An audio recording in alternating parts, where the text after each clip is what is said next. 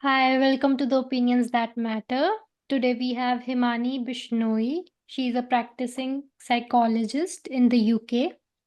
She works with the NHS Children and Adolescent Mental Health Services. She is a RCI certified rehabilitation counselor in India and is registered with Health and Care Professions Council in the UK. So she has been in the field of mental health for 8 years and she has experience of working with different age groups, family, and people with different kind of conditions like anxiety, depression, and neurodiversity. So hi Himani, welcome to the podcast. Hi, Gursharan. Hi. Thank you for having me. So we are going to have a discussion on suicide prevention today. So hmm as we all know, it's a very serious and a very taboo topic. And first of all, I would like Himani to, tell something about herself. Yeah, thank you. So thank you for that warm introduction. So like that also says, I'm a counseling psychologist, and unfortunately, there is no certifying body for counseling psychologists in India. So there we are called rehabilitation counselors when we get our RCI certification. But here in UK, we go by the title of counseling psychologist once we get our certification, which you also mentioned about Health and Care Professions Council. So I have been working in the field of mental health for the past 8 years now, and I have worked with different age groups, primarily specializing to work with children and adolescents, and that's one um, population which I find is quite vulnerable and requires a lot of mental health interventions on a very preventative level, I would say. Although I do work at treatment level, but I've also worked in schools. So that starts at the very core, how you integrate mental health with the curriculum and how you make it more prevention is better than cure sorts. So yeah, I've had a great time working with people of different age ranges, and I've had really great time working as a psychologist. Yeah. Okay, so thank you for being here, Himani. It is a pleasure to have you. And today we are going to talk about such a serious and sensitive topic, I would say. Since it Yeah. is September, it is Suicide Prevention Month, and 10th Mm. September was Suicide Prevention Day. And Yeah. a lot of people have been talking about it and posting about it, but I think it's still a taboo when we talk about it in a friend circle, or you know just talk about a news that comes up of a young teenager or a child or a young adult or Mm. anybody. So as we know, this is a taboo topic, nobody wants to discuss it. So let's start with, why do you think that it is, so uncomfortable for people to talk about this? And why do we need to talk about it? And why do people feel like, scared to talk about it, even when so many people are dealing with suicidal thoughts every single day? Yeah, yeah. I think it's a very relevant question, Gursharan, where we say that, why is it still a taboo?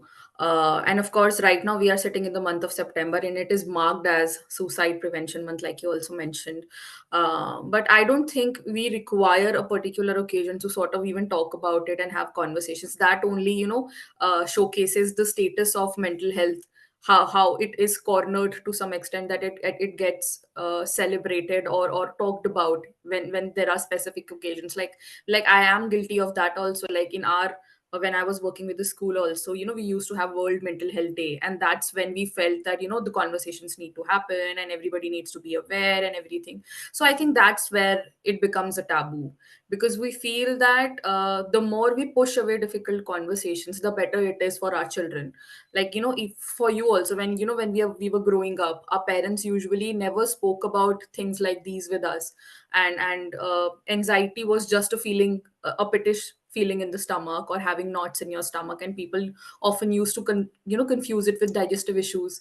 And we never really understood that it was anxiety which was sort of playing out, even with our mothers, even with our parents, anybody for that matter. And I think for a lot of people, because mental health is also something that they have not really become cognizant of to a great level. It really becomes a conversation which people are not aware of. And if I don't know the nomenclature, if I don't know something, my response would be, oh, it doesn't matter. So the negligence of it leads to not having conversations about it, and I think that that has become a norm now. But because this is a conversation that nobody should have. For the longest time we didn't talk about domestic violence. For the longest time we didn't talk about abuse. We didn't talk about incest. It is often when these things started coming up in news, and things became so big and huge, and there were protests and everything, that people started understanding, okay, this is also something that really matters. So that makes it a taboo, I think. And people usually do not want to address that you're struggling, because till the time you don't have a broken bone, and till the time you don't have a bruise on your body, it doesn't really matter what is going on inside your head. And people often say that pagal ho gaye ho kya, like, are you making up stuff in your head? And it is, people often say that just be happy, as if it is something that people can just do without anything going wrong in their lives. So I think the fact that we make it so small and belittle it is what is making it a taboo for us. But yeah, I think, again, like I said in the introduction also, change has to be at the preventative level. For children who are going to school, I think that's the best ground to make conversations heard, to facilitate those dialogues, and to integrate it into the curriculum. Just like we read history, we talk about geography, we have debates over environmental sciences and everything. Same way we should treat mental health as something which is as important as any form of health, I would say. So yeah. Yeah. I think it's also the shame that we feel and the fear that we feel ki I shouldn't be having these thoughts. And the fear, I think it's also about that if I tell them, they are going to, put me on instant medication, or they are going to just shove me away, or be like, oh, like that kind of a, Mm. oh my Yeah, God, yeah. you're And feeling like that. Oh my God, your life is yeah, awesome and you're feeling like that. So those kind of yeah, responses. yeah. That's true. That's true. Even, even with people, you are so much into superficial observations that people would often say that, you look happy, like what might be wrong with you. So it's very difficult to observe signs of if somebody is struggling. And how do we do that? There is no information, there is no awareness about that. And of course, there's a lot of guilt, that why am I the only person who's feeling so miserable? Everybody else is, getting on in their lives, and everybody's got it all together. But the fact that nobody shares their struggles with anybody else, because they fear, like you said, that the other person would maybe belittle it, or say that, it doesn't really matter, you're thinking too much about it, it's just overthinking, also makes us fear that, should we share it with somebody else? And if we do, the society will label us as insane, or somebody who's going to a mental hospital, like they say. So still, I don't think a lot of people are still uh, comfortable with the fact that they want to probably go to a counselor or a therapist. Even with children, parents hesitate so much, because they feel that family members will make a big issue out of it, that why is your child seeking therapy, like what is that mean, like is something wrong within your family? And then, the whole thing of, women having mental health issues calls also gets equated to them not being married. Then, like, are they suitable enough to get married? Even with boys, it's not a gendered thing. For anybody, I think mental health becomes a part of your identity, that something is wrong with you. So people shove it under the carpet, they don't talk about it, and they struggle behind the doors. That's how it goes. Right. Absolutely. Yeah. Um, Yeah. so how can we reduce this taboo, and how can we create this awareness that, even if you see that somebody is happy on Instagram, it's not necessary that they are happy in real life. And Mm. how can we like refrain from using the phrases ki roti rehti hai ya rota rehta hai ladkiyon ki tarah mat ro, and you know Mm. tujhe kya problem hai, and or seeking attention, seeking you are an attention seeker by saying all this and all Mm. those kind of things. I think even if somebody is seeking attention around this area, they really need help. They are Mm. struggling inside, they need help. So how Mm. can we reduce Yeah. this taboo? Yeah, I think more conversations, just making it a ground for constant interactions, and just being open to being aware. Because a lot of people just reject the idea of even having a conversation about mental health, and like you said कि ये तो रोती रहती है, and इसके साथ तो यही प्रॉब्लम्स हैं, ये बहुत सेंसिटिव बच्चा है, इसको छोटी छोटी चीजें हर्ट कर जाती हैं. And parents also get a lot frustrated, which is understandable because for them also mental health is something that they have not grown up with.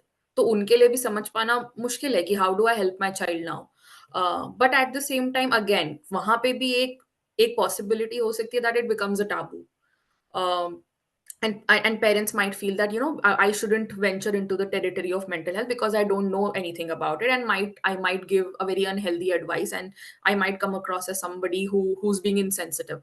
So they also try not to engage in any conversation. So I would say that being being a part of that change where you feel that right now I feel that a lot of people are hearing a lot about mental health. So not taking it as something that doesn't really bother me because I have not seen my family or my kids struggling.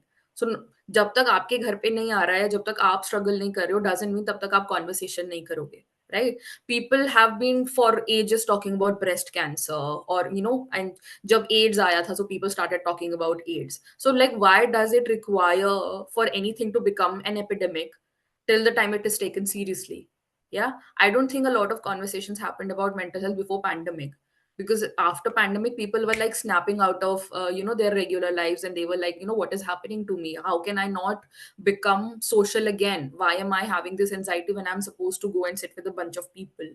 So yeah, I think just being open towards these conversations and making it, I think, decodable for people also. A lot of us need to have those conversations. We break it down for people and make it simpler for them to understand कि हमें सिर्फ clinical terms में बात करने की जरूरत नहीं है कि डिप्रेशन होता है तो ये सिम्टम्स होते हैं and ऐसे ये दिखता है. So let go of the bookish terms and bookish language, make it more simpler for people to understand, even if it is parents, even if it is children, even if it is older adults, because a lot of things are intergenerational and people don't really realize that. So that is really important that we demystify it for people, because right now mental health is a mystery. And suicide तो फिर हम बहुत आगे की बात कर रहे हैं, जब हम बेसिक एंजाइटी नहीं समझ पा रहे हैं, तो that will obviously it will take a long long long time and a lot of efforts before it becomes recognized as something that everybody understands. So I think just decoding it and just having that focus on psycho education first, like what it is, क्या करना चाहिए, क्या होता है, कैसे दिखता है. And जरूरी नहीं है कि one form of anxiety would be similar to the other. It just making people aware that it might manifest in very very different ways from one person to another is important.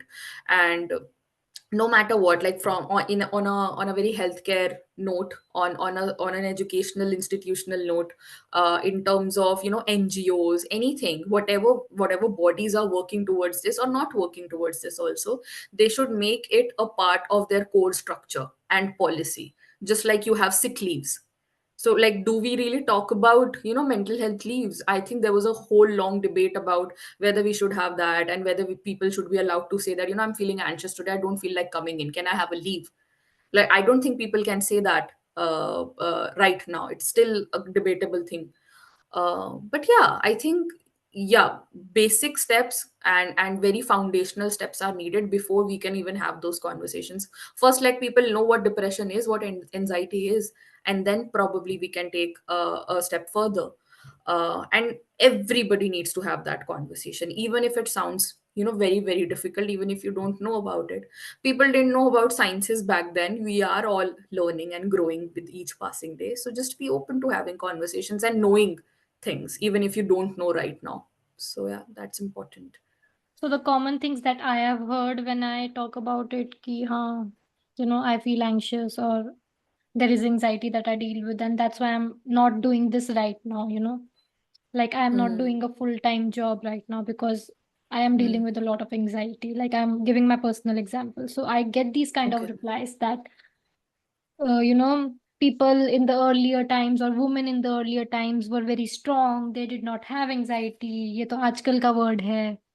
So what do you Hmm. want to Hmm. say to that? Yeah, I think Pehle, I will not say that it did not exist back then. It existed back then, but obviously things were shoved under the Mm. carpet, and Exactly. things were not spoken about very transparently, because, like, what are we talking about? People did not even have conversations about anything back then. They were just following a particular stereotype. I am not meaning to demean what happened back then, because this is what has led us Mm. here. But all I'm trying to say is that, the more awareness we gain about things, the more we understand where it was generating from. So that feeling when, kids used to say in the morning, aaj man nahi kar raha school jane ka, that was not bahana. That was not attention seeking, like you also said in the beginning. A lot of people say that, you're seeking attention. But even if you're seeking attention, where is it coming from? And do I not need to address that? If my kid every day of the week is saying that I don't want to go to school, it's not like he's being battameez, or he Mm. does not want to study, or he or she does not want to go to school anymore. It is something that's happening with them. So many cases of sexual abuse go unreported in schools, and I'm not talking about core sexual abuse. I'm also talking about small little instances of feeling uncomfortable. You are a woman, I am a woman, we have all gone through our own share of, inappropriate touch and feeling unsafe and everything. So I think when you say that, the thing about taboo, little kids need to be aware about all these things: unsafe, safe touch, and like, how does it feel, how do you determine, and is it important for our children to know all of these things? And are so many women, again, I'm sounding very gendered here, but this is something that's coming to my mind, as a lot of children live with that fear that if I talk about this thing that happened 5 years back, Mm. how will people react? And people will say that, why didn't you speak back then? That really Yeah. happens with a lot of us. But do we have the mechanism to talk about it? Have we been empowered enough to talk about it, is the question. So I would just say to these people that, ठीक है, शायद पहले इतना register नहीं होता होगा, but उसका मतलब ये नहीं है that it is not something that needs to be given attention to. And आप इतनी सारी चीजें आप कर रहे हो, आप फोन पे अपने टेलीविजन सीरियल्स देख सकते हो। I want to say this to the older adult that, you can use WiFi, you can call somebody sitting 7 continents across. तो अगर आप उस चीज को अडेप्ट कर रहे हो, so is this convenience then?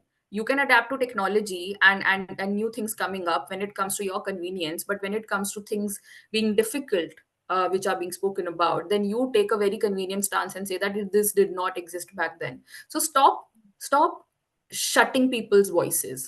Just be open to having people heard and make it a more safer place for everybody who exists. Yeah. Mm, exactly. I totally agree with you. And it's also because it's very like fearful to talk about some things. Yeah. I think the Yeah. fear Yeah. exists, and the fear is Yeah. the Yeah. reaction. Yeah.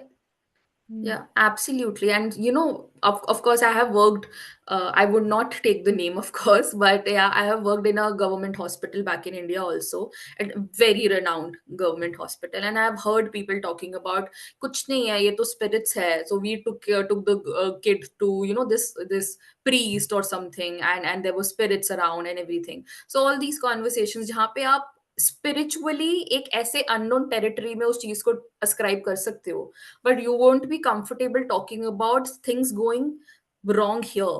And a lot of people don't really understand that a lot of it has to do with neurochemistry also. Things can go Mm. wrong in your brain. It is not that you're making up these symptoms. I work with a child here, a 14-year-old, and she was having epilepsy, and there was no organic cause of epilepsy, and we kept thinking that it is something psychological, and she was suicidal. She took an overdose of paracetamol and everything. So people kept wondering, like, what is going on with this child, like what is happening. And she used to have seizures every second day, and she was attending emergency ward every second day, and she was missing school, and people were just baffled by what is happening with this kid.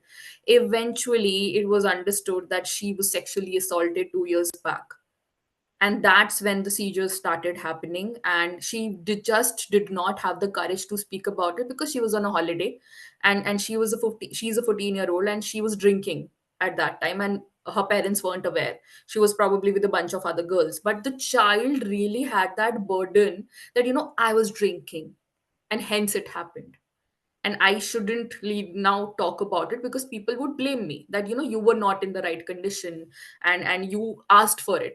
You have that conversation where you people say that. Victim blaming. So yeah. Victim Victim blaming, blaming, yeah. yeah, that's the So nobody wants key. to come out with it, and now that kid has suicidal ideation. Now what do you say? Like, what do you know have a conversation about?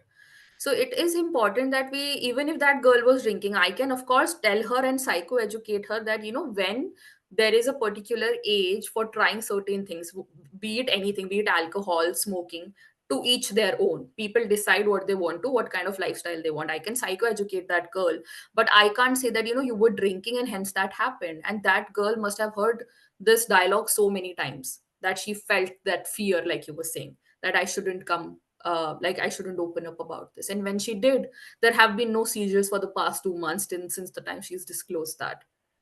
So it's so clear, and it really, makes me feel so sad that, if I wish we were talking about these things more. I wish a lot of people who are self harming, a lot of people who can't cope with these things would be really really helped.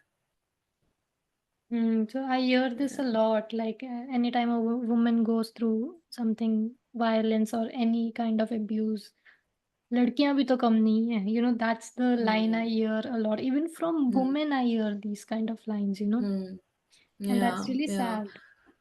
It is sad. And of course, see, again, we are not here talking about a section of population, be it men, Mm, women, transgender, or whatever identity one assumes.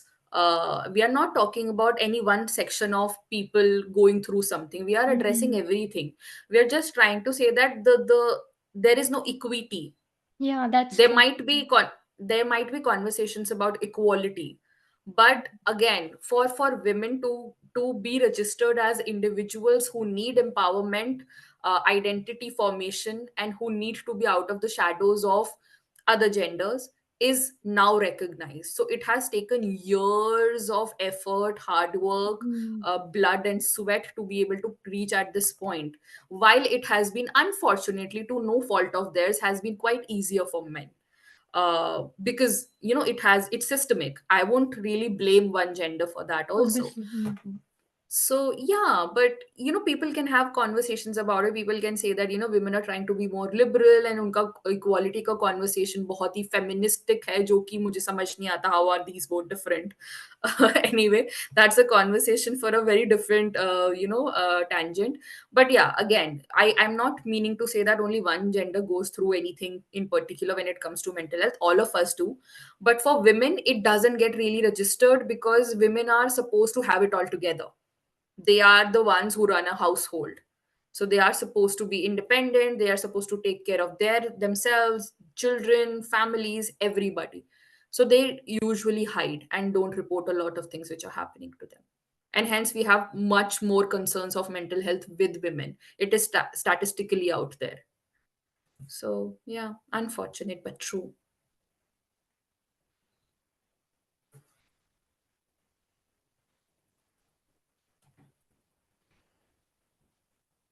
Can you define what is suicidal ideation, like you wrote in your introduction? Mhm. Suicidal ideation means one is only having the idea of committing suicide. As in, I no longer feel that there's a purpose to living, or I don't see that if I die, people would be affected or nobody would even care. So I have an idea that it would be better if I did not live anymore. So that's just the idea. But if it comes with an intent or a plan to do that further, say for example, this person comes along and says that, I've been having suicidal thoughts, I've been thinking about not living anymore because I have no friends and my family doesn't care, and my partner does not really accept me the way I am. So I've been thinking about suicide a lot, but the exploration also requires, because there's a risk, and we need to safeguard this person also. So we need to understand and explore whether the person has thought through how they would do it, if they have attempted it in the past, and how they tried to do it and everything. So just having the suicidal ideation and having a plan to do it, these are both different levels of risk. With somebody who has suicidal ideation, we can work on what is leading to that suicidal ideation, but if it has led to an intent or a plan, that will require risk assessment, and care coordination, wherein you're not therapeutically working with somebody, but you're just trying to contain the risk so that they don't do anything and lose their life.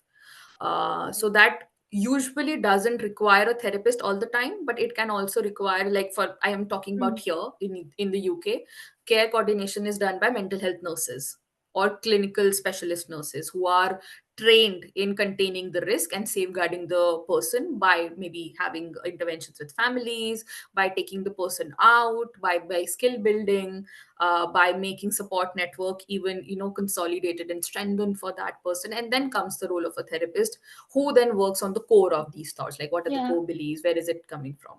Yeah. So like it's passive suicidality and there is active suicidality. Like passive is Yeah. only when Yeah. you're thinking about it and active is when you are Yeah. planning to do this and this. So I think Yeah. that's very important to Absolutely. understand that both are important to address. So what are Yeah. the signs that if people around somebody who needs to anybody who is struggling, I think everybody needs to understand what are the signs and if somebody Mhm. is suicidal and what can we do to help them before they seek professional help, and how can we urge Mm. them to seek professional help. Yeah, yeah. It's very tricky, Gurshan. It's very difficult to understand whether a person is suicidal till the time they don't reach out. But Hmm. again, I am talking from a very professional perspective. But in terms of our close ones, in terms of our family members and people we are working with, maybe, how can we be more vigilant and mindful? There are very subtle signs of it. If you find a person who has suddenly started isolating himself or herself or themselves, maybe that is a sign. I'm not trying to say that these are certain signs that one should look out for, but it varies from person to person. Also, one interesting thing to note here is that a lot of people who have active suicidal ideation would not really show any signs because they don't want anybody to notice if Mhm. the intent is so strong. But again, it really depends on how the family is functioning, how the other people are functioning around that person. So, for me, it's always been very personal that, you don't really message somebody and say, what's up, how have you been doing? Hmm. Follow up, talk more, ask Hmm. again. And not to be intrusive, or just keep asking, how are you doing, I'm worried about you, and things like that. Just Hmm. ask, like, if there's something, I'm here to listen, so that they also don't feel that, I'm burdening somebody. Because the main characteristic of somebody feeling suicidal is also that, I'm a burden to the world, and I Hmm. don't really bring anything for other people in my life, so Hmm. it's better that I die. So not making that person feel guilty, first of all, for feeling suicidal, कि आपके parents आपको इतना प्यार करते हैं, आप क्यों इस बारे में ऐसे सोच रहे हो, आपकी लाइफ तो बहुत प्रेशियस है. I These are think the. this actually reminds me of a scene from Three Idiots. Yeah. Yeah, Hmm. ki, Hmm. think about your parents, think about Hmm. your parents. Even though that Yeah. movie Yeah. did a lot, in terms of Hmm. talking about mental health in, like Yeah. 2010, 9, but Yeah. Yeah. this is, I think, a problematic area where we need to improve. Yeah. Absolutely, Gurshan. And also, it is so funny that after that film came out, a lot of people started, talking about like how colleges are working and what is happening behind these hostel doors, and what, Hmm. rather than addressing what is going on in mental health, people are talking about college securities and what is happening with teachers and everything. The core aspect of that again got unaddressed. Like, The did we even pressure. have campaigns? Hmm. Yeah, did we even have campaigns about how we can help students? I think 2 months back only I heard somebody committed suicide, sorry, died by suicide, uh, in one of the colleges only. I think 2 months back only. So I'm just wondering, like, what has changed? Like, have we really been able to set up all these gatekeepers so that we could prevent all these things from happening? And Hmm. also, I think when I was working in a school, also, I constantly had that conversation with the management that, we should make it suicide proof, because we never know. Hmm. Like, are we actually on an infrastructural level also thinking Hmm. about mental health? Hmm.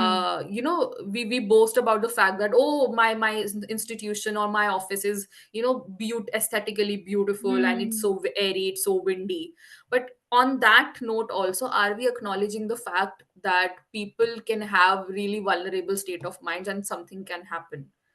So yeah, Mm. like small little things go a long way. And I'm not saying that every particular building or society or institution should have suicide proof things, but where we have vulnerable population, at least there it needs to be noticed more, is what I'm trying to say.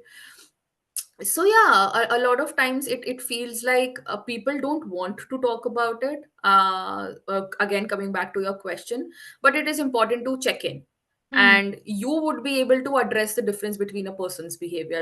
If somebody has a drastic change in their personality from being very lively, energetic, somebody goes really quiet and does not attend social events, does not hang out too often, you understand that this person has completely flipped in a small span of time, or maybe over a period of time. So that is one important sign. If a person really starts talking about, the purpose of life and whether it is important to live, and what if they talk about something like, like jokingly also, some people often say that even if I'm not there, who would care? So Mm. not taking all these statements very lightly is Many also memes important. And it's, circulate, yeah, these kind of memes. yeah, yeah, and don't belittle mental health like that. And just being very open about hearing other people out, because sometimes, we have a tendency to cut people off because we are not interested. If somebody says that, I've been having problems at work, and really really feel that I shouldn't go in every day, and I really want to, take a sabbatical or sit at home, we might say that, "Are bills kaise bharoge?"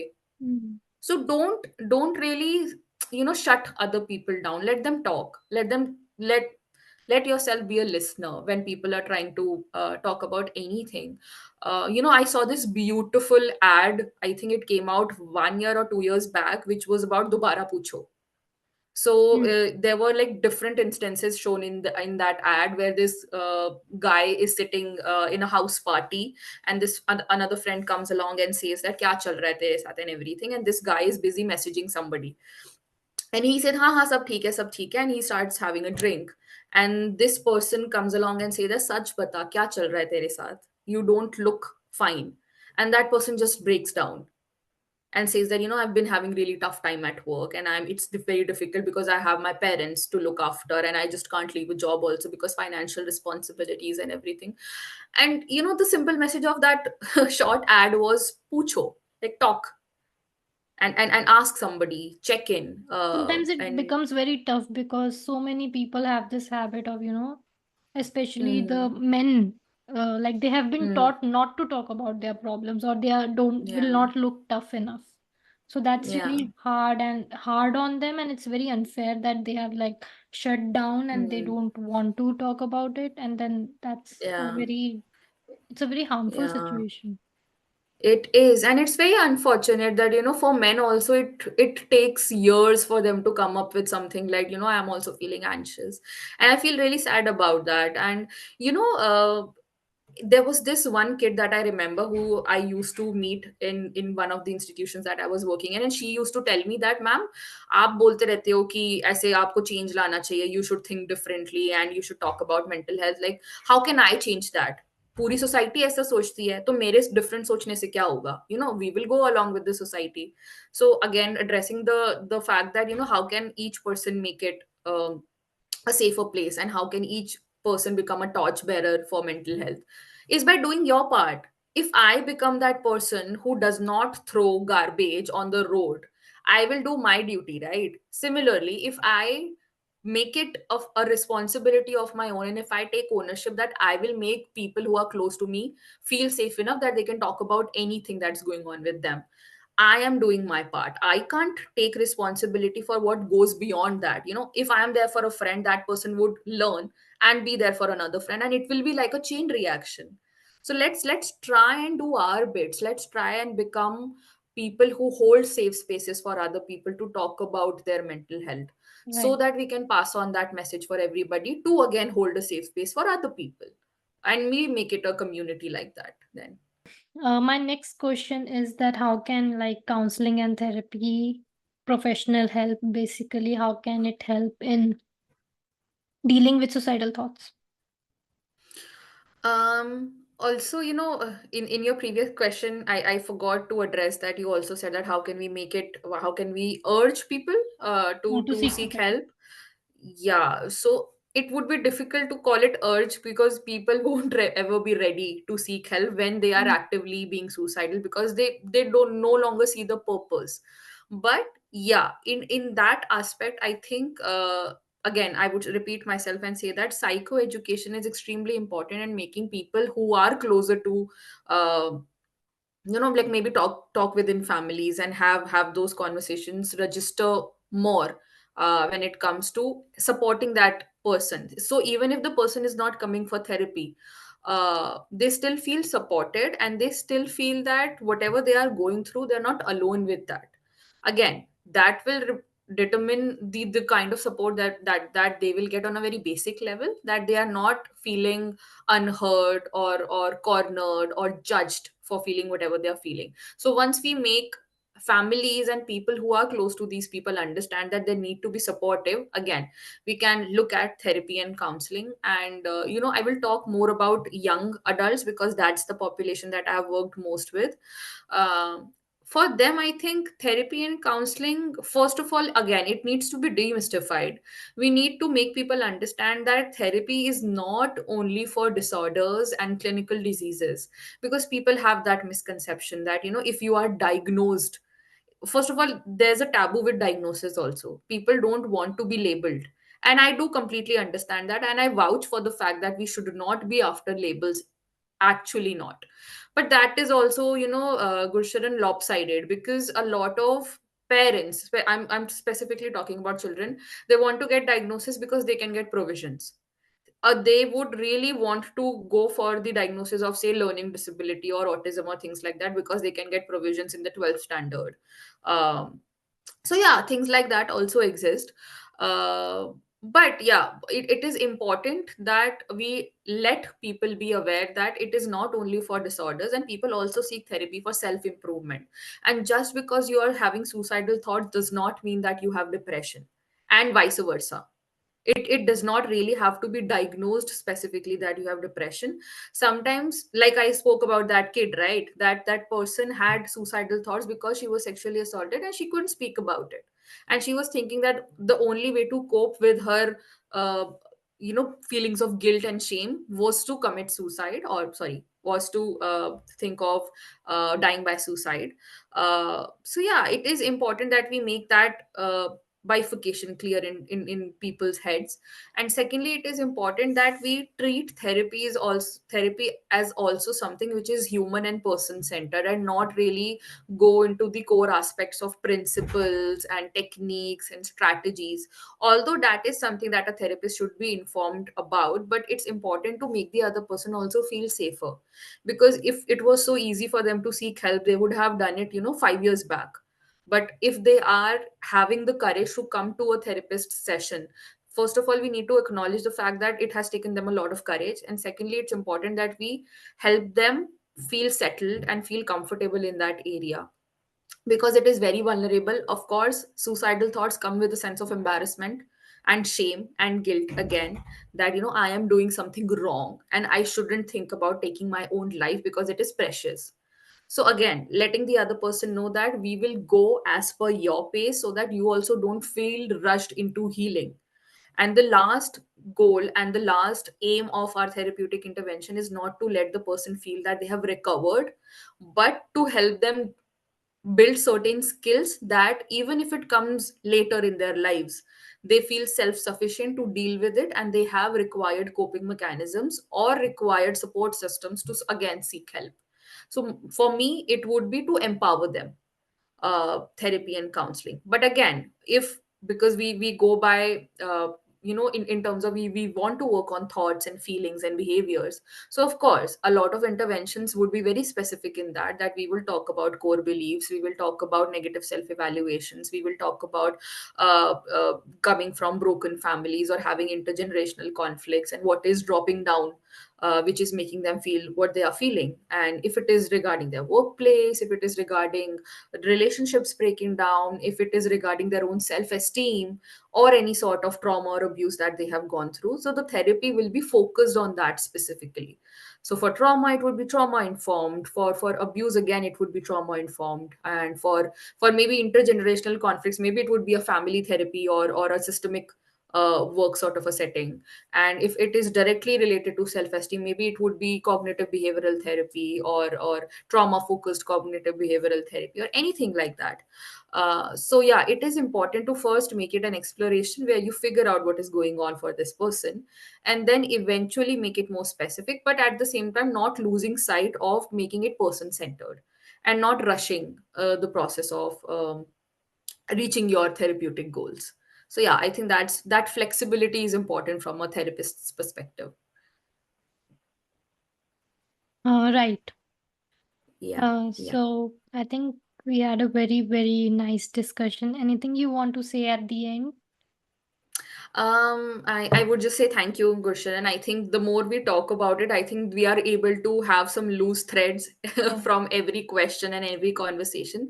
So I would just say that, it's important that you are doing this and you are having conversations about mental health, which is so important and necessary, specifically at this point of time. So you're doing a great job, and this is needed. These small steps are needed. So I really want to appreciate your efforts and thank you for doing this, and thank you for having me. I really had a great time. And one message that I would probably would like to pass on is that don't, please don't shut people's voices. Like, let them talk about things. I think that's where we really falter. So let people talk, let people come out with their emotions, and don't label it that they are attention seeking or anything. Just have them come out with their emotions, because that's the most human way anyone can be. Yeah, Right. that's all. Thank you, Iman. It was such a great pleasure to have you. It was a very insightful and very, very like knowledgeable discussion. I You're hope most we can welcome. do this again soon. Yeah, definitely, definitely. Thank you, Gulshan. Thank you so Thank much. you. All right.